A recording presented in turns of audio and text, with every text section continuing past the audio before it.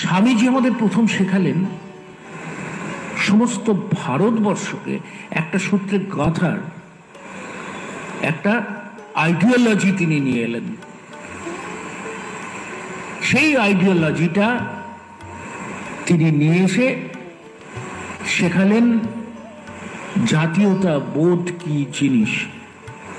জাতীয়তা বোধ হচ্ছে দেশমাতৃকার আমরা সবাই সন্তান, এবং ওই যে আমি যেটা পড়লাম স্বদেশ মন্ত্রের মধ্যে উনি বলছেন যে তোমরা সবাই দেশমাতৃকার জন্য বলি প্রদত্ত।